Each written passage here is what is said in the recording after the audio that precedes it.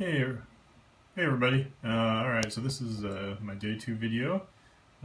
We have kind of given up on trying to figure out the new video on my phone, so I'm going to do this very awkward landscape view of something where the text is going the other way. But anyway, so first of all, success. I captured Wallace here away from Louis.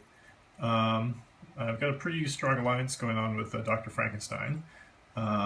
Who is to my north. He's been attacking Louis from the south. I believe he's targeting Shaneville right here, which is still in Louis' hands, but probably not for long. Basically, I've sent a bunch of guys up to Wallace, and Louis retreated them all over here to Clark-Rye.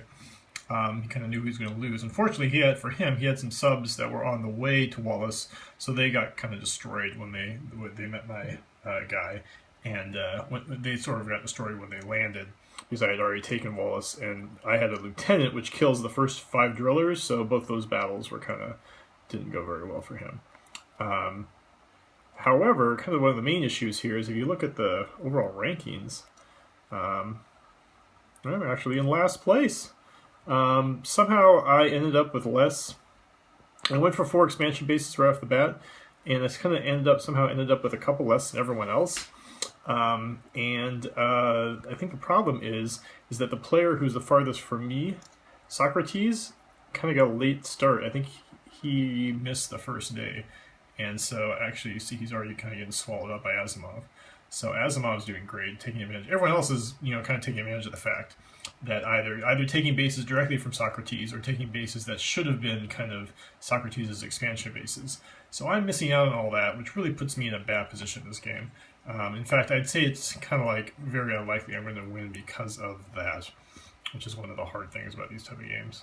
You kind of need everyone to compete. Another main issue is I only have 3 generators, so I'm actually about capped out on my drillers. So, I mean, I've got all these factories producing drillers, but I don't have enough energy to support them, which means that I need to go on the offensive because I need to be like wasting drillers. So I already have, as soon as this sub here gets to Wallace, he's going to go to Clark-Rye. They already have a battle. The time machine says I will win. Let's see here.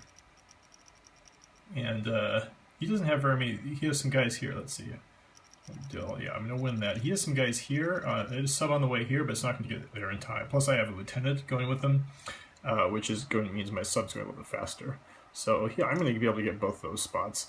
So the main issue for me is Asimov has this big build-up here.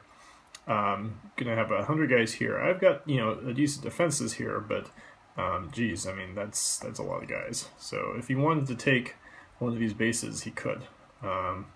So I'm just trying to make it. I'm trying to talk to Asimov, try to convince him to demilitarize our borders, but no such luck. I've pulled guys away.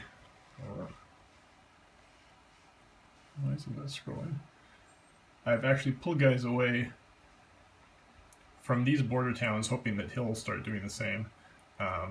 And he has to some extent. He pulled guys away from Goss here, but not from Kai-Chan.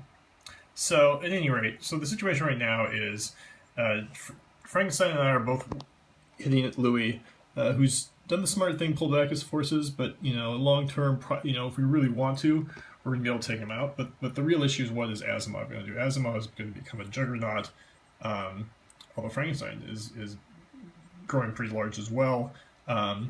So the question is, am I going to have to go to war with Asimov or not? I hope not.